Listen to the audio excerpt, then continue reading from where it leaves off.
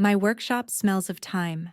It's a mix of decaying paper, rich leather, and the subtle almond-like scent of my archival paste. This is my sanctuary, a place where entropy can be tamed. In my hands, a 17th century atlas, its spine fractured like an old bone, is slowly coaxed back to life.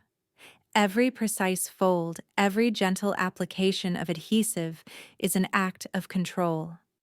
Here, I am the master of chaos, the one who mends what is broken. My world is built on such certainties. My small row house in Hampton is a testament to order, each book on its shelf, each cup in its cupboard. At 36, I have curated a life as carefully as I curate the rare manuscripts entrusted to me. It's a quiet life, a predictable one. It is the only kind of life I can tolerate. The alternative is unthinkable. What would you do if you knew the slightest crack in your routine could let in a world of screaming chaos? You're a hermit, you know that? Sarah swirled the red wine in her glass, her voice echoing slightly in the half-empty bar. It's been what, 3 months? It's been a busy quarter, I lied, offering a small smile. That atlas is a monster. Right, an atlas. She took a sip. Well, I had my annual physical last week. Dr. Evans is convinced I need more vitamin D. Apparently, my screen-tanned skin doesn't count. She laughed, but I felt a familiar cold knot tighten in my stomach. My breath hitched for just a second, a tiny, imperceptible betrayal. The smell of wine was suddenly overpowered by a phantom scent, clean and chemical.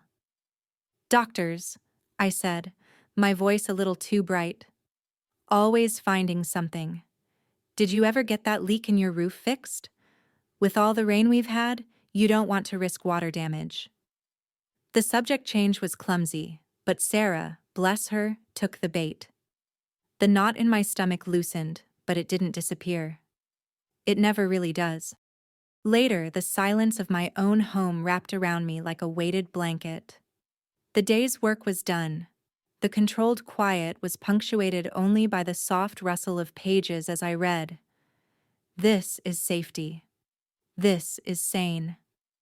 There are no sudden developments in a 19th century novel. The plot is fixed, the ending known. No variables, no surprises. People think control is about power. They're wrong. It's about survival. It's the only thing that stands between you and the abyss. The shrill ring of my phone was a violation, a sound so alien in this space that I flinched. It was after 10 o'clock. Late for my mother to call unless... No. I silenced the thought, my heart beginning to hammer against my ribs. The screen glowed with her name. I took a breath, a carefully practiced technique to keep my voice steady, and answered. Hi, Mom. Everything okay? But I knew. You always know. Her voice was a thin, frayed wire of panic. Lena, it's Chloe. A single sentence, and the floor dropped out from under me. She collapsed. At her gallery opening. We're at Mercy Hospital. The name hit me like a physical blow. Mercy. An institution of white coats and antiseptic smells, of beeping machines that mark the seconds of a life unwinding, a place of no mercy at all. I was still standing in the middle of my living room, the phone pressed to my ear, long after she had hung up. I could hear the blood roaring in my head, a tidal wave of sound that drowned out everything else. The quiet, ordered world I had so painstakingly constructed over 26 years had just been breached. Its walls, which I thought were made of stone, crumbled into dust. The enemy I had spent my entire adult life running from was no longer at the gates. It was inside. The drive to Mercy Hospital was a 20-minute exercise in controlled breathing. Each inhale was a command. You are in control. Each exhale, a lie. It is just a building. But my body, a traitorous vessel of memory, knew better. My palms were slick on the steering wheel, and the phantom scent of antiseptic was already clinging to the back of my throat, a ghost of a taste that preceded the reality. How do you explain that a place of healing feels like your own personal execution chamber? The automatic glass doors hissed open, and the assault began. It wasn't a sound or a sight, but a smell, a sterile chemical sharpness that scoured the air of all life. It was the scent of bleach and fear, the smell of the very air in the corridor 26 years ago. Nausea clawed its way up my esophagus. The polished white floors reflected the merciless fluorescent lights, stretching into an infinite gleaming hallway. My heart hammered a frantic, desperate rhythm against my ribs. Run! The single word screamed through my mind. I saw them then, my parents, huddled together on a row of plastic chairs that looked brutally uncomfortable. My father, his face ashen, was staring at the floor as if the answers were written on the linoleum. My mother was twisting a shredded tissue in her hands, her movements small and frantic. They looked older, smaller, their parental authority dissolved by the harsh lighting and the palpable sense of crisis. They were just two terrified people, and I was their other daughter, paralyzed by a ghost they couldn't see. My legs felt disconnected from my brain, but I forced them to move, one leaden foot after the other. Each step was a victory against the tidal wave of panic threatening to pull me under. My vision narrowed until my parents were the only fixed point in a swirling vortex of white coats and muted PA announcements. "Lena," my mother breathed, her voice cracking as she stood to hug me. Her embrace was desperate, but I could barely feel it. My entire being was focused on not vomiting, not screaming, not bolting for the door. A man in a white coat approached us, a clipboard in his hand. My breath caught in my throat. He was just a man, maybe 40-something, with tired eyes. But the coat was a uniform, an emblem of the authority that had failed my grandmother, that had left me alone in a hallway with a sight no 10-year-old should ever see. He had a kind face. Does it matter if the executioner has a kind face? "Mr. and Mrs. Albright?" he began, his voice calm. "I'm Dr. Marcus." He spoke in measured, clinical terms, but the words were grenades. "Chloe's tests came back. She's in the final stages of renal failure." The world tilted. Final stages. Renal failure. The words didn't connect to my vibrant, laughing sister, the one who splattered paint on her clothes and saw beauty everywhere. "Her kidneys have stopped functioning," the doctor continued, oblivious to the fact that he was dismantling our world, sentence by sentence. "She'll need to start dialysis immediately. Ultimately, she will need a transplant." We were allowed to see her. The room was dim, filled with the soft, rhythmic beeping of a machine I refused to look at. Chloe was a pale imitation of herself, swallowed by the starched white sheets of the hospital bed. An IV tube snaked into her arm. Her usually bright eyes were clouded with exhaustion and something else. Sheer, naked terror. But she saw me and managed a weak, cracked smile. "Hey, Lee," she whispered, her voice raspy. "Guess I finally found a way to get you to a hospital." The days that followed blurred into a grim routine governed by a word I'd only ever read in pamphlets: dialysis. The word itself sounded gray and exhausting, a perfect match for how it left Chloe. 3 times a week, my vibrant sister was tethered to a machine that cleaned the poison from her blood, and each time she returned a little more faded, a little more translucent.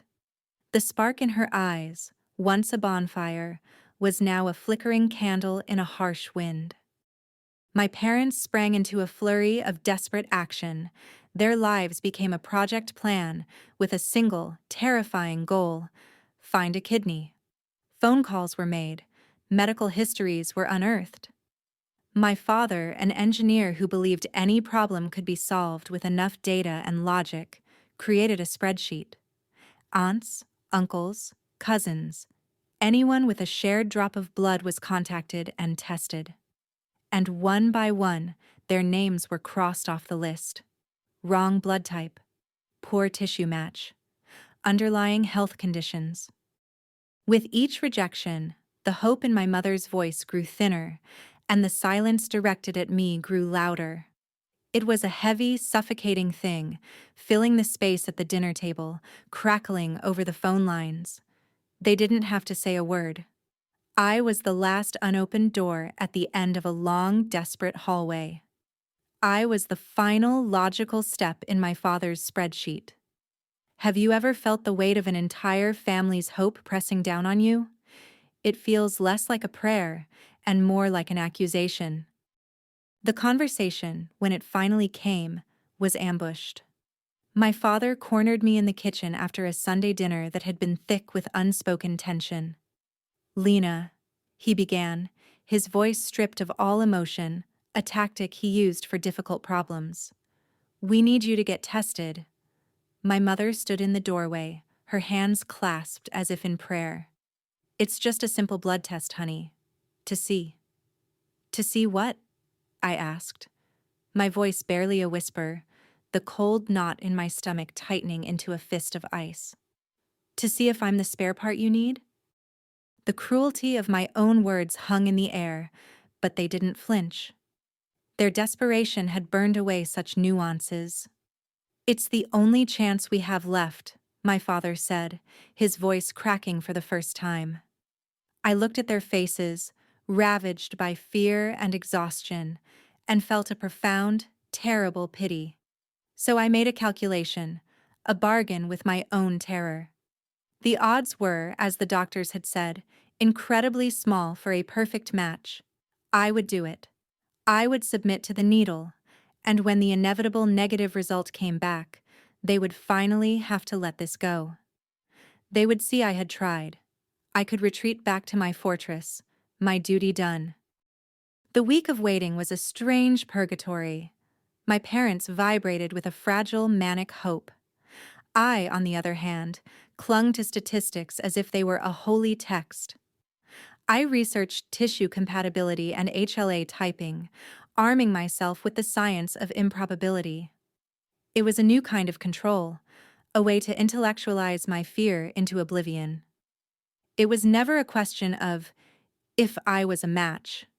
It was a matter of confirming I wasn't. It was the only way I could breathe. The call came on a Tuesday. I was in my workshop, my hands steady as I repaired the spine of a fragile poetry collection. My phone rang, displaying the hospital's main number. My heart stuttered. It was Dr. Marcus. "Ms. Albright, I have the results of your compatibility test." His voice was warm, professional. "I have to say, it's quite remarkable. You're a perfect match for Chloe. A 1 in a million chance, really.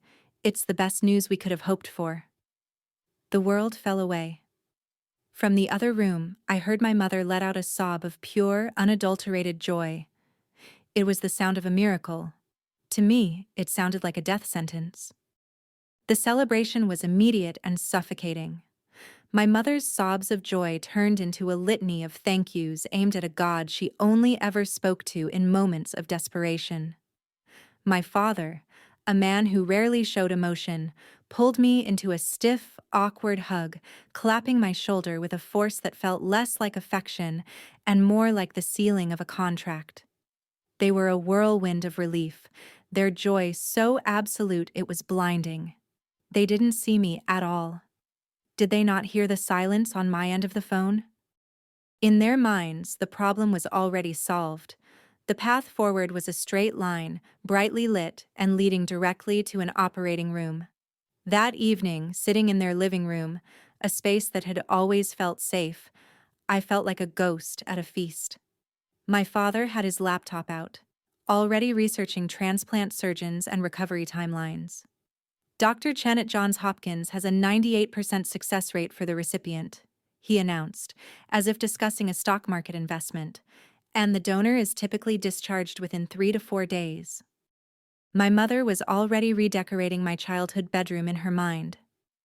We'll set it up for you, Lena. It will be just like when you had the chicken pox. I'll make you soup. And Chloe can recover in her own room once she's home. They were weaving a future, a happy, healthy one, and I was the thread they were using to stitch it all together. They weren't asking. There was nothing to ask. The miracle had happened, and I was its vessel. The question of my consent was simply not on the table. The words felt like swallowing glass, but I had to force them out before they built a surgical suite in the living room.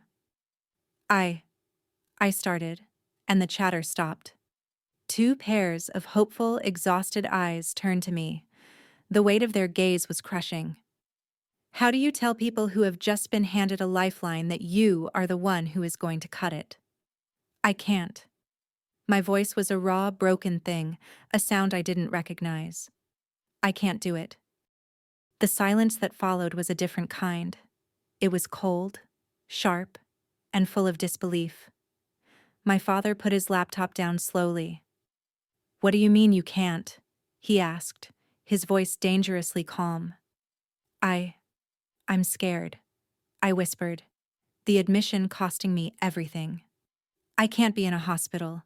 I can't have an operation." My mother's face, which had been radiant with relief, crumpled. First came the confusion, then a flash of pure, undiluted irritation. Her voice was laced with a sweet, dismissive poison. "Oh, honey, everyone is scared of surgery. It's perfectly normal to have some nerves." "This isn't nerves, Mom," I tried, my own voice gaining a desperate edge. "This is different." "Lena, now is not the time for your dramatics," my father cut in, his tone hardening. The engineer was back, the emotional variable of his daughter's fear simply an inconvenient piece of data that was messing up his perfect solution. "Your sister's life is on the line. We are all making sacrifices. We are all afraid." They had taken my terror, a living, breathing monster that had shaped my entire life for 26 years, and in a single breath, they had shrunk it down to a common case of the jitters. They didn't want to understand. It was easier to believe I was being selfish than to accept that their miracle had a fatal flaw. Sleep offers me no escape. It's not a refuge. It's a time machine, and it only has one destination. Tonight, it hurls me back 26 years. The linoleum floor is cold against my 10-year-old legs, the cheap vinyl of the waiting room chair sticking to my skin. The air tastes of ammonia and something else, something metallic and sweet. Fear. I am small, and the corridor is a vast white canyon. My parents' words echo in my head. "Stay right here, sweetheart. It's a simple operation. We'll be back with Grandma before you know it. Then we'll get ice cream." A lie. Do you know what sound a lie makes? It's the confident click of a closing door, the cheerful hum of fluorescent lights that promise everything is sterile, everything is fine. For an hour, I believed it. I traced the patterns on the floor with my shoe and read a pamphlet about healthy hearts 3 times. Then, the hum changed. The rhythm of the hospital, the calm, measured pace of nurses walking, it all broke. A frantic energy began to whip through the air, a silent alarm that only I seemed to hear. A nurse rushed past, her rubber-soled shoes squeaking in protest. Then another. I saw a doctor come out of a nearby room, his face pale, his eyes wide with a look that didn't belong on the face of a grown-up, of a man in charge. They spoke in hushed, urgent whispers that were more terrifying than any shout. The words were clipped, medical, but their meaning was clear in the universal language of panic. Something had gone wrong. The simple, routine thing was no longer simple or routine. Then the door to my grandmother's room, number 214, burst open. It wasn't my parents who came out. It was a team in scrubs, moving in a clumsy, frantic ballet. I saw the machine, the one with the screen that was supposed to make a steady beeping sound. Now it was emitting one long, continuous, soul-shattering shriek. And then I saw her. A shape on a gurney, completely covered by a stark white sheet. It was a small shape. My grandmother was a small woman. I woke up gasping, my nightshirt plastered to my skin with cold sweat, the high-pitched wail of the flatlining monitor still screaming in my ears. My heart was a wild bird trapped in my ribcage, beating itself bloody against the bone. I sat up, clutching my chest, trying to anchor myself in the present. My bedroom. My quiet, ordered sanctuary. But the ghost was in the room with me. The ghost wasn't my grandmother. It was the memory itself, a living entity that has fed on my peace for more than 2 decades. That was the day I learned the truth. The world is not an ordered, safe place. The people in charge, the ones in the white coats, are not infallible gods.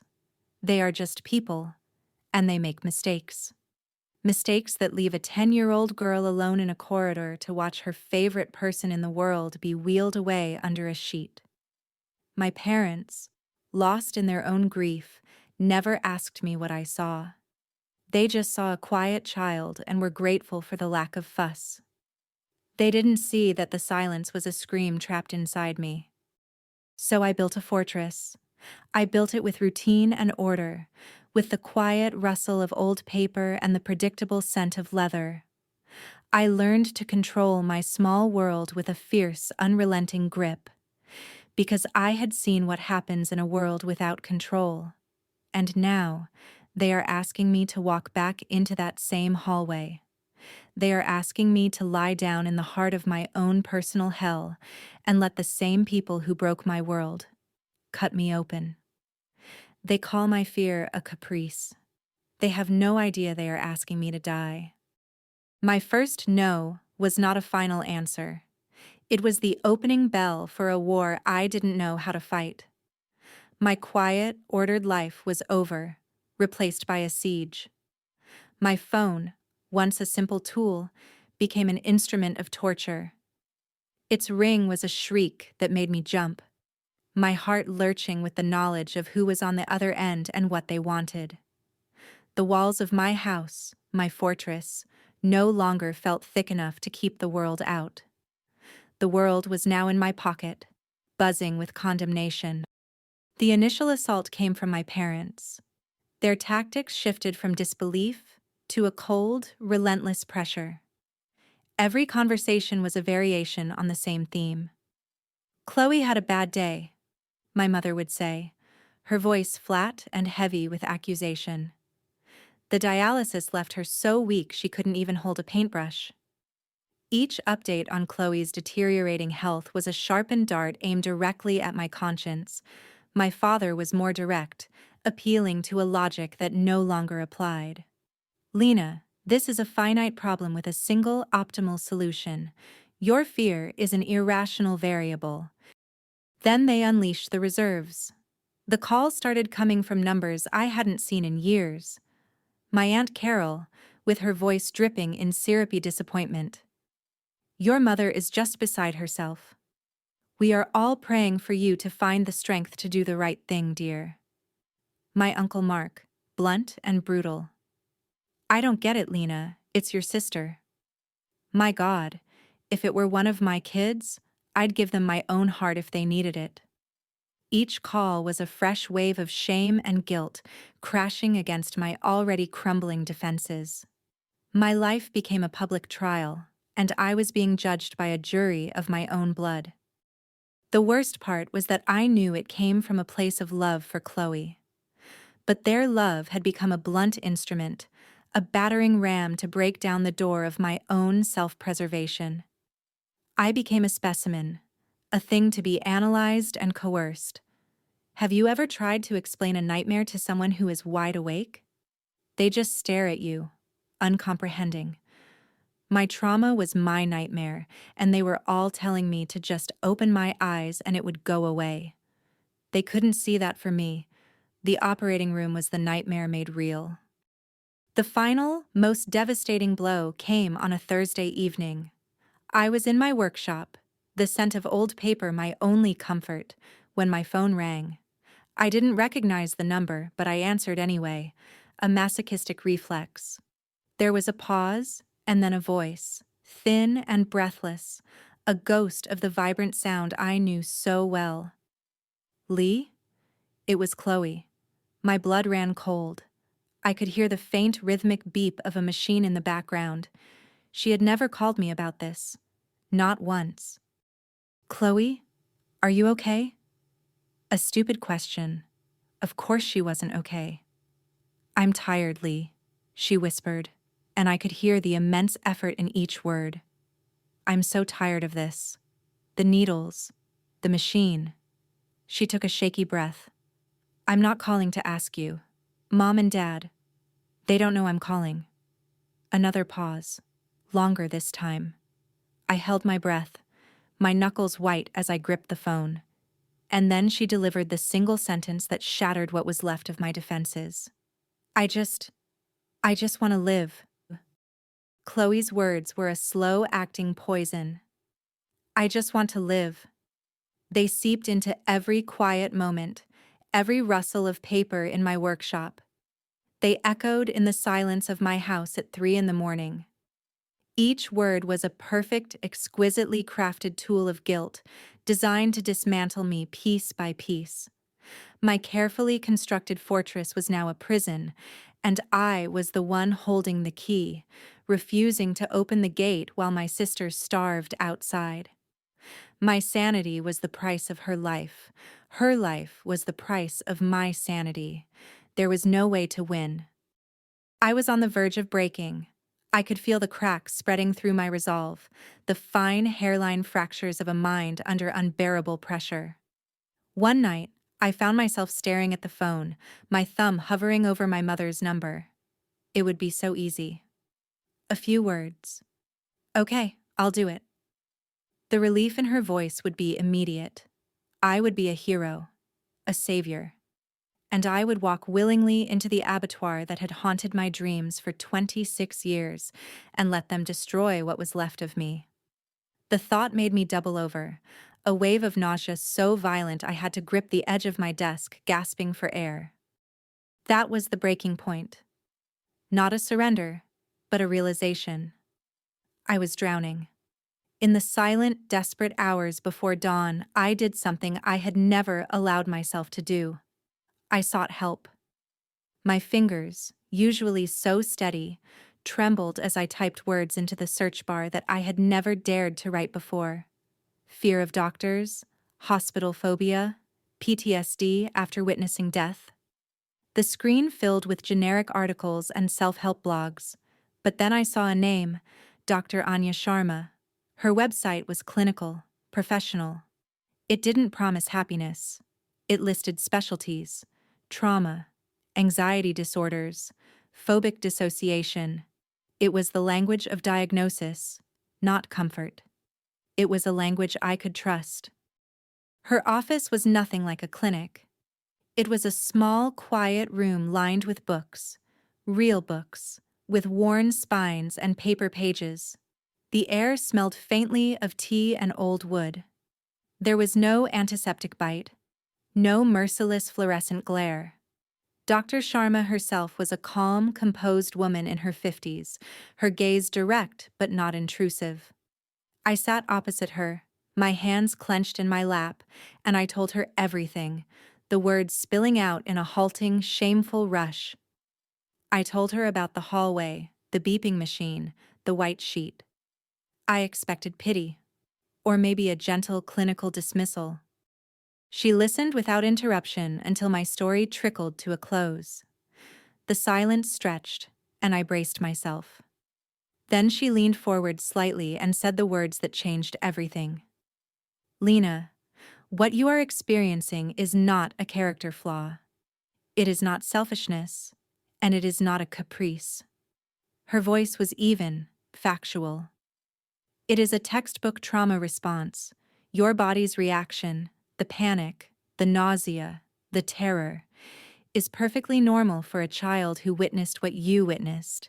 Your nervous system remembers a threat, and it is trying to protect you from it. For the first time in 26 years, I wasn't being dramatic. I wasn't being difficult. I was a survivor of a traumatic event.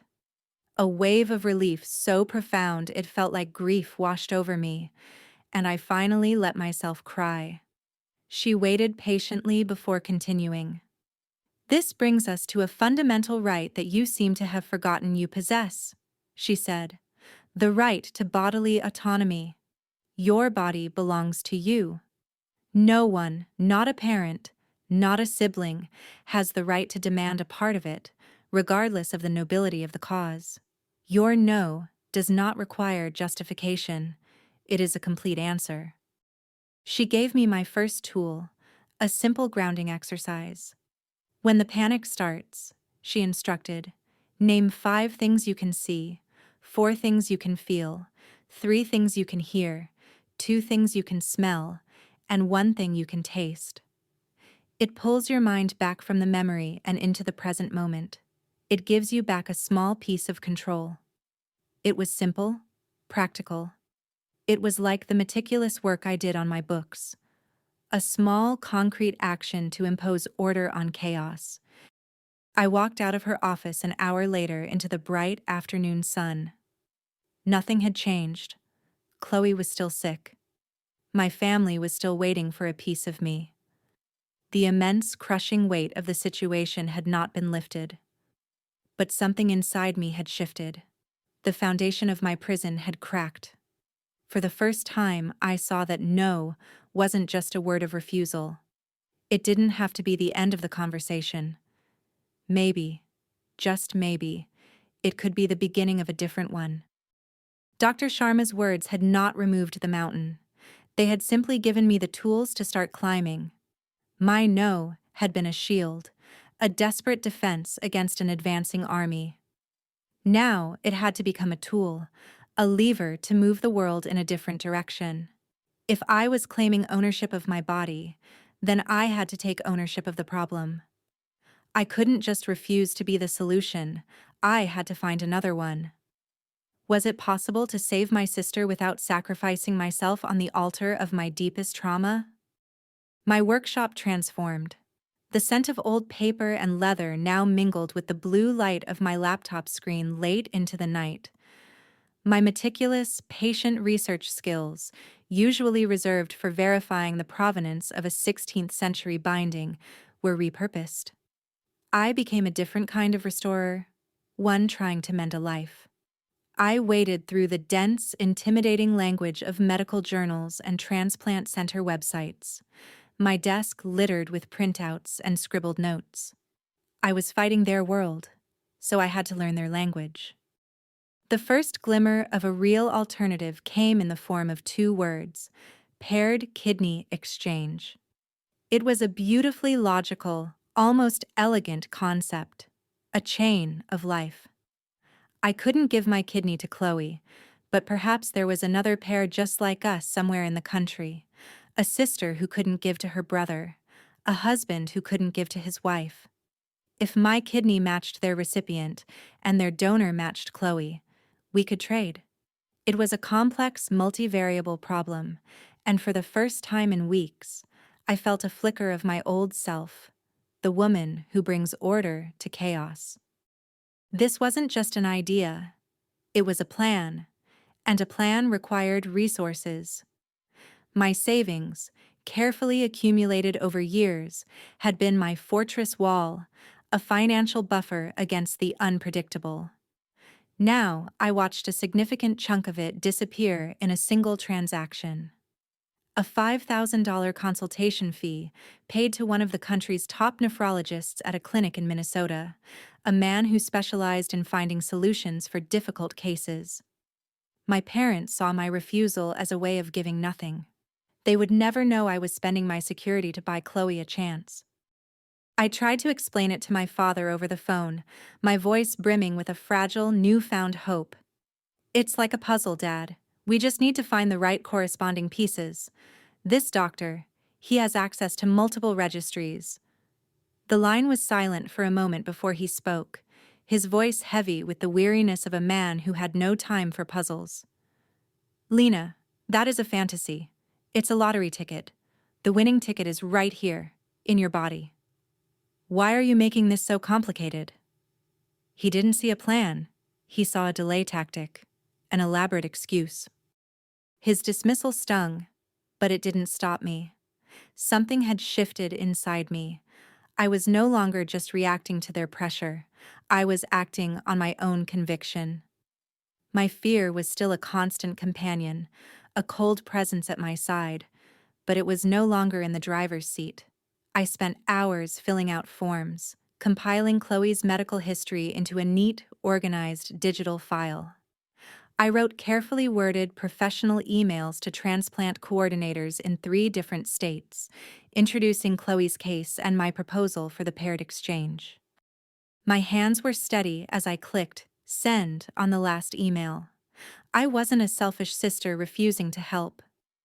I was a book restorer who had stumbled upon the most complex, most important text of her life, its pages torn, its spine broken. And I would use every ounce of my skill, my patience, and my resources to find a way to make it whole again. It was a 1 in a million chance, the doctor had said.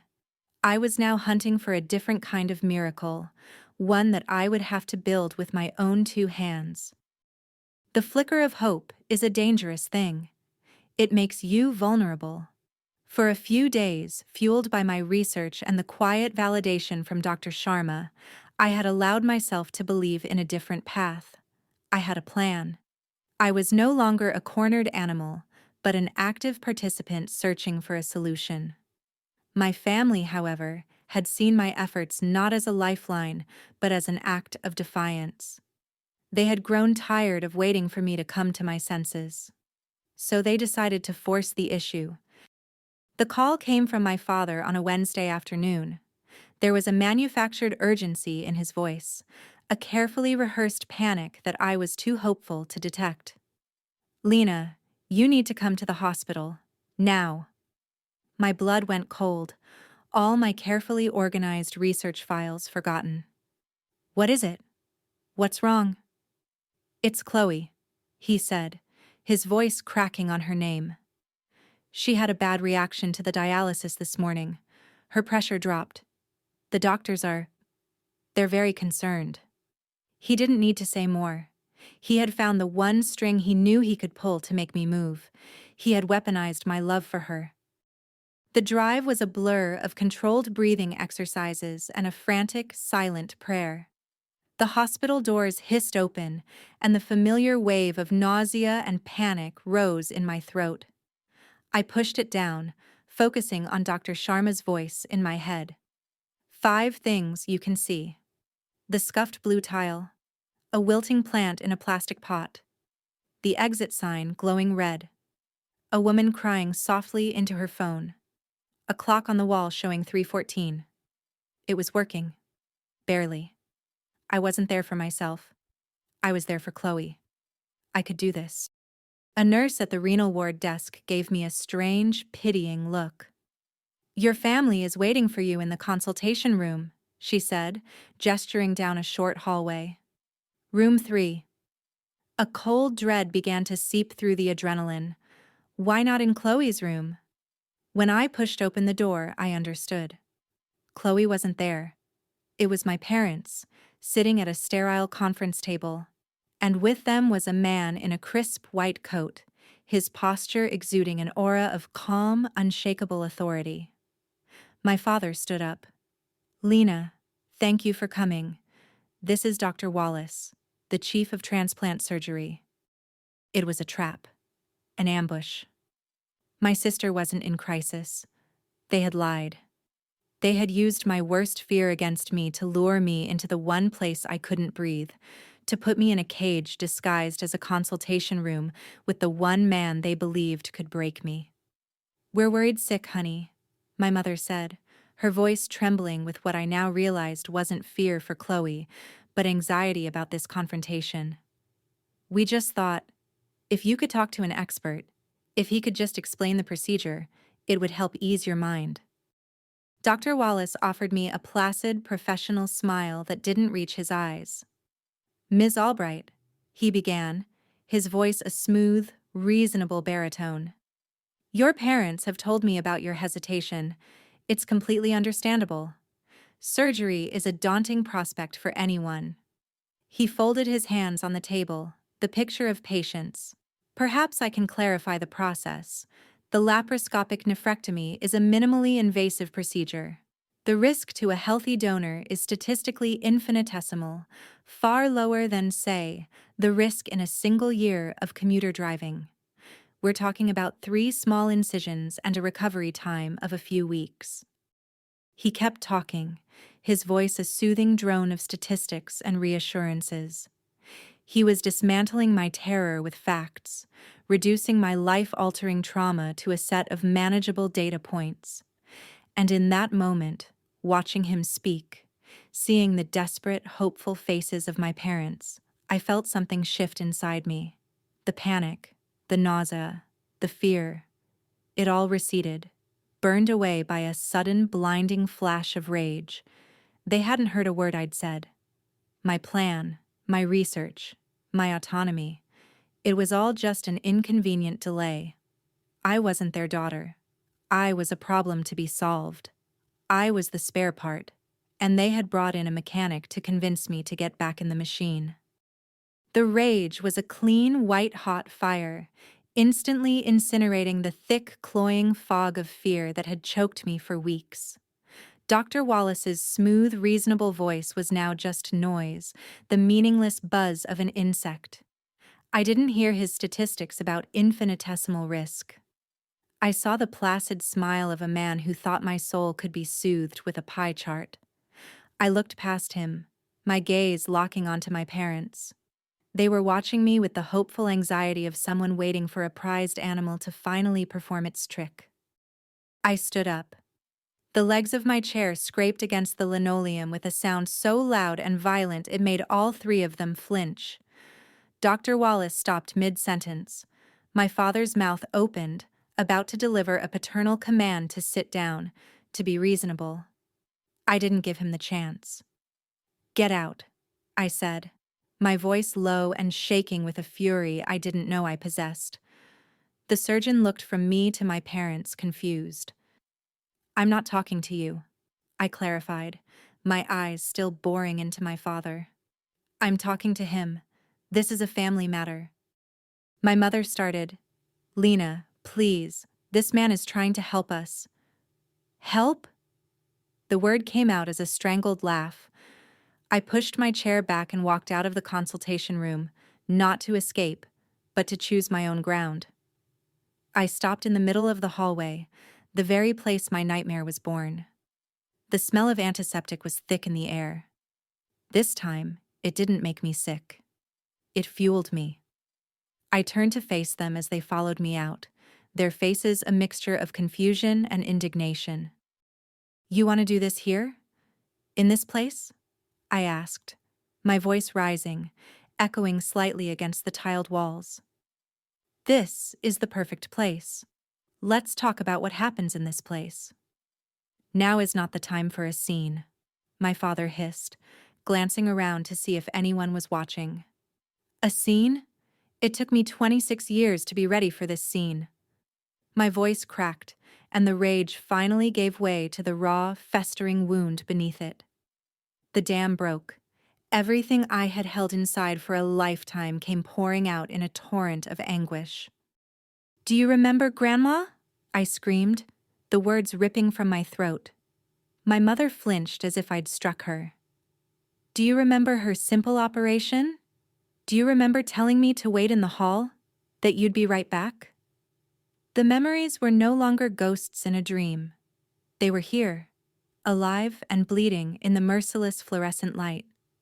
"You left me here, a 10-year-old girl alone, for 2 hours. You never once came to check on me. You were too busy with your own grief. Did you ever, even once, ask me what I saw while I was waiting for you?" I was crying now, hot, angry tears that I didn't bother to wipe away. Their faces were canvases of shock. This was a chapter of our family history they had left unread. "I saw the panic, Dad. I heard the machines. I saw them wheeling a body out of her room, room 214, covered in a white sheet. And you never even asked?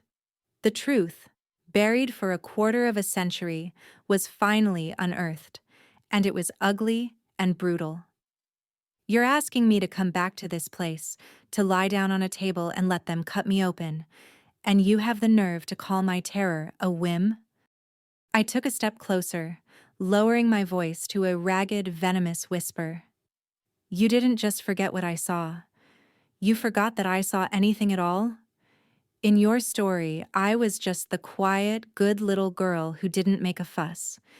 It was easier for you that way. I looked from my mother's horrified face to my father's ashen one. The logic had finally failed him. This wasn't a variable he could put on a spreadsheet. You are not asking me for a kidney. You are asking me to validate your own forgetting. To pretend that day never happened. I won't do it. I turned and walked away, leaving them standing in the wreckage of a truth they had spent 26 years trying to ignore. Walking away from them in that hallway felt like severing a limb. The silence that followed was not empty. It was a physical presence, a heavy, suffocating blanket of condemnation. For a week, my phone remained dead. No angry calls from my father, no tearful ones from my mother. It was a silence that confirmed my new status. I was in exile, an island of my own making. Had I finally found my voice only to be left with no one to talk to? The thought was a constant, cold companion in my quiet, orderly house. My weekly sessions with Dr. Sharma were my only anchor to sanity. I told her about the explosion, my words still tasting of ash and triumph. She listened, her expression unreadable. Catharsis is often messy, Lena, she said when I finished. You didn't just speak your truth, you forced them to face their own. That kind of reckoning takes time. The question now is, what will you do with your time? She was right. The battle was over, but the war for Chloe's life was not. My anger had bought me space, not a solution. And so, I returned to my work. The fortress of my house became a command center. I followed up on the emails I had sent to the transplant coordinators. I sat through a 2-hour video consultation with the nephrologist in Minnesota, my savings account now significantly lighter. I answered his complex questions with a clarity that surprised me, presenting Chloe's case not as a desperate sister, but as a project manager. It was a strange penance. I was fighting for a family that had, for all intents and purposes, disowned me. The call came on a Tuesday, exactly 2 weeks after the hospital confrontation. It was my mother's number. My heart seized in my chest, a violent, painful clench. This was it. The final appeal, or worse, the news that Chloe had taken a turn and it was now too late for any of my fantasy plans. I let it ring 3 times, my hands shaking as I reached for it. I took a breath, steeling myself for the onslaught, and answered. "Hello, Mom." Her voice, when it came, was not what I expected. It wasn't angry or pleading. It was thin, hollowed out, as if she had been weeping for hours. "They found one, Lena." The words were flat, devoid of the joy I would have expected. I was instantly confused. "Found one what?" "A kidney," she said, her voice cracking. "The hospital just called. There's a donor. In a paired exchange program. A man in Oregon needs a kidney, and his wife is a match for Chloe." I sank into my chair, the world tilting slightly. It was a dizzying, surreal moment. A lottery ticket. My father's words echoed in my head. A fantasy. And it had just come true. "How?" I whispered, my mind racing. "Who found it?" The line was silent for a long moment, and in that silence, I knew. It wasn't a random act of grace from the universe. It was the product of my late nights, my research, my money, my stubborn, desperate refusal to accept their single, brutal solution. It was the result of a plan they had dismissed as an elaborate excuse. My miracle had arrived, built not from my flesh and blood, but from my own sheer infuriating will. My mother's next words confirmed it, each one a quiet surrender. The transplant coordinator, she said Chloe was entered into the National Registry by a consulting nephrologist, a Dr. Alistair Finch, from a clinic in Minnesota. She choked on the last words, and I heard 26 years of misunderstanding collapse in on itself. The proof of my love was not a scar on my abdomen, but an email confirmation from a doctor they'd never heard of. She didn't have to say anything else. I heard it all in her ragged breath.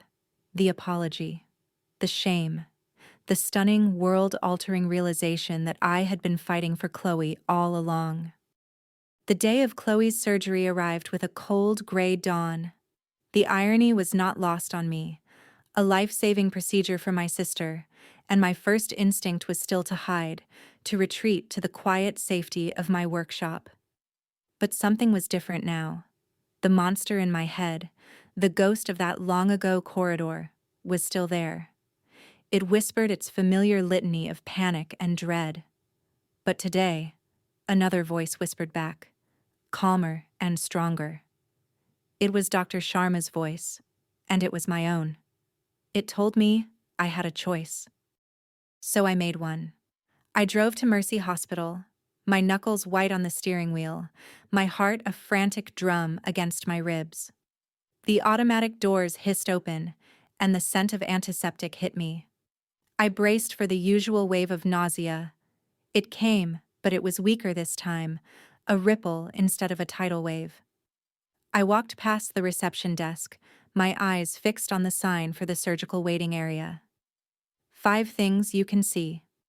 The worn pattern on the carpet, a news channel playing silently on a television, a coffee machine, its carafe half empty. My own hands, trembling slightly, the door to the waiting room. They were already there, sitting on a stiff-looking sofa, 2 solitary figures adrift in a sea of beige. They looked up as I entered, and for a moment, no one moved. The air was thick with unspoken words, with the ghosts of shouted accusations and ragged, tearful phone calls. My father looked older than I had ever seen him, the rigid lines of his certainty erased by exhaustion and fear. My mother's eyes were red-rimmed and puffy. There was no victory in their faces, only a profound, humbling vulnerability. I didn't offer an excuse or an explanation. I just walked over and sat in the armchair opposite them. The silence stretched, but it wasn't the cold, angry silence of the past few weeks. This was different.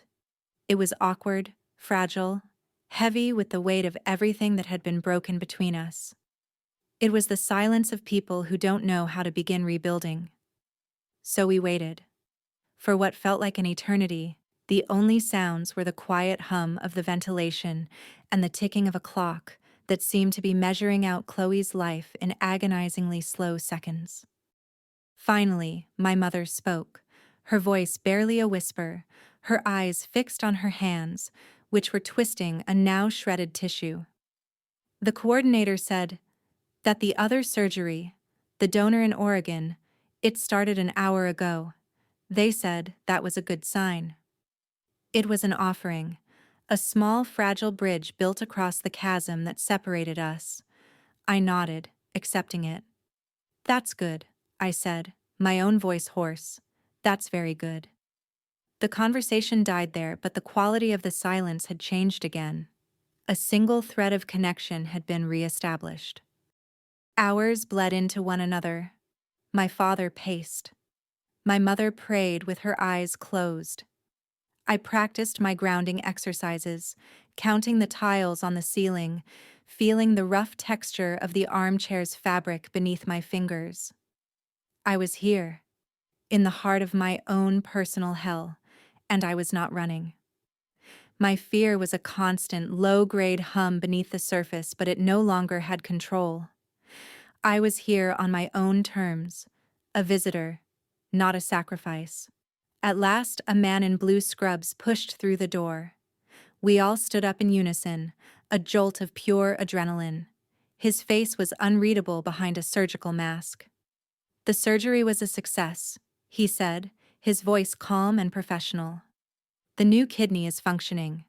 Chloe is in recovery." My mother let out a sound that was half sob, half gasp of relief, and sagged against my father. He held her, his own face crumbling with an emotion he rarely allowed himself to show. And then, my mother looked at me, her eyes shining with unshed tears. She let go of my father and took a tentative step toward me. She reached out and, for the first time in what felt like a lifetime, she took my hand. Her touch was not demanding, not accusatory. It was just a hand, warm and trembling, holding on to mine. And in that simple, silent gesture, a different kind of healing began. 6 months. In my world of centuries-old paper and bindings that have weathered wars, 6 months is the blink of an eye. In a human life, it can be an eternity. Chloe's studio, once a chaotic explosion of color, now has a new, quieter intensity. The air smells less of frantic creation and more of methodical thought, the sharp scent of turpentine and oil paint a constant. She is working on a new series, her canvases filled with images that would send most people running. The stark white of a hospital bed, the tangled blue of an IV tube, the menacing gleam of a stainless steel tray. I visit her on Saturdays. Our conversations are careful, like two people learning a new language. We talk about the pigment she's using, the way the light hits the floor in her new painting. We don't talk about the weeks of silence, the phone calls, the ambush in the consultation room. The wound between us is healing, but a scar remains. A thin, pale line that reminds us of the damage. "It's honest," she says, gesturing to a canvas depicting the dialysis machine that once kept her alive. "I have to paint it to stop dreaming about it." I just nod. I understand. Our old relationship, the easy, thoughtless bond of sisters, didn't survive. It was a casualty of the crisis, collateral damage from the explosion that saved her life. What is growing in its place is more fragile, but, in some ways, stronger. It is built on the hard, rocky ground of honesty, not the soft soil of assumption.